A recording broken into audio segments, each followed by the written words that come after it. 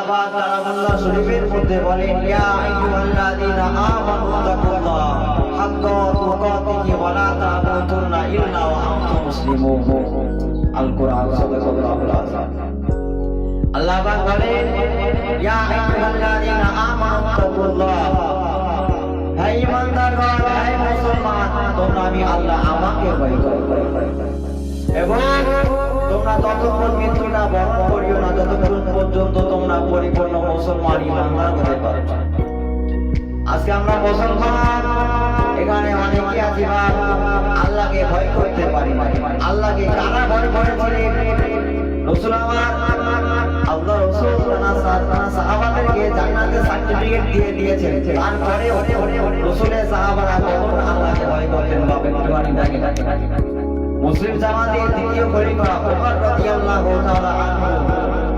এমন করে কান্নাকাটি করতেন, আল্লাহ পাক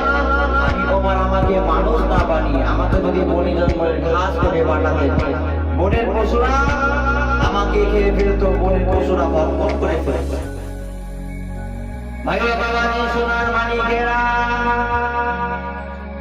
রাসূলের সাহাবাদের মধ্যে কতটা ভাই ছিল বাবা। আজকে আমরা মুসলমান হয়েছি, আমাদের মধ্যে ঈমানটা আছে, আল্লাহকে ভয় করতে পারি নাই। আর রাসূলের সাহাবাদের মধ্যে কতটা ভয় ছিল বলে একটু পারি থাকে। মুসলিম জামাতের দ্বিতীয় খলিফা ওমর রাদিয়াল্লাহু তাআলা আনহু, ওমর রাদিয়াল্লাহু তাআলা আনহু তাহাজ্জুদের নামাজ পড়ে আল্লাহ পাকের দরবারে তুমি হাত দিয়ে দোয়া করতে, ও রাব্বুল আলামিন আল্লাহ পাক, আল্লাহ আমি ওমরকে মানুষ না বানিয়ে আমাকে ইনসান বানিয়ে আমাকে যদি বনি জঙ্গলে ঘাস করে বানাতে, বনের পশুরা আমাকে খেয়ে ফেলতো,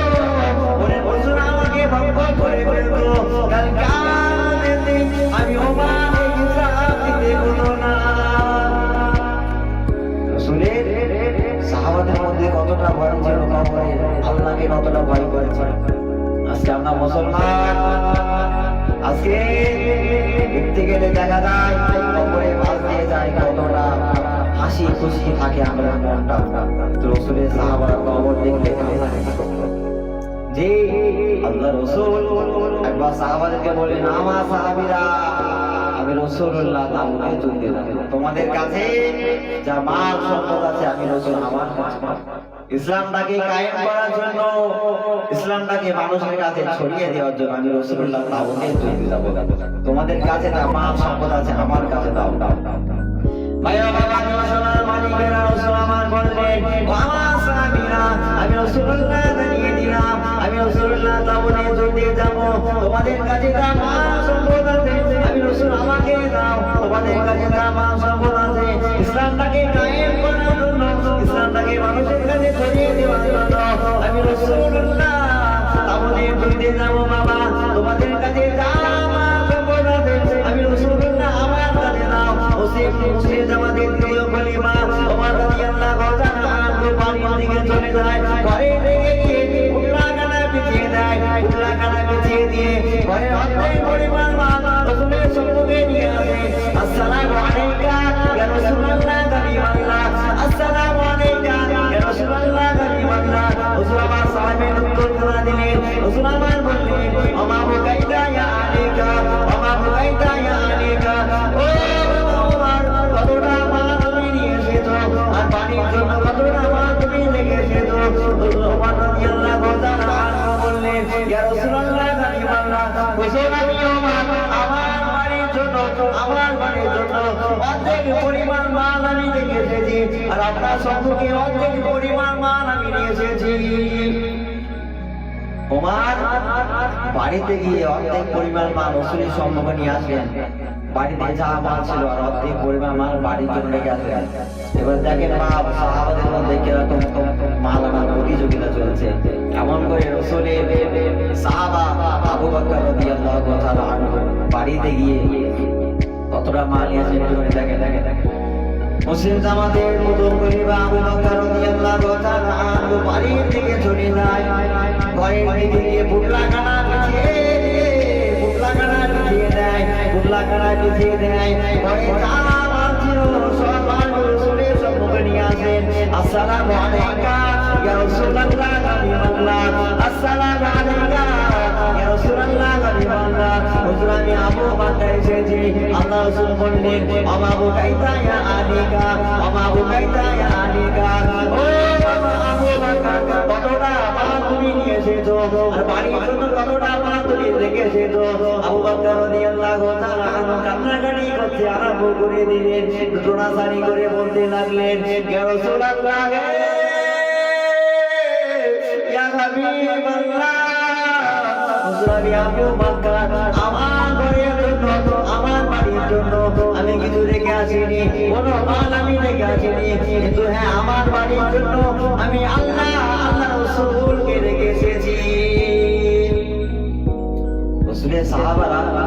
কতটা রাসূলকে মহব্বত করতেন আজকে আমরা মুসলমান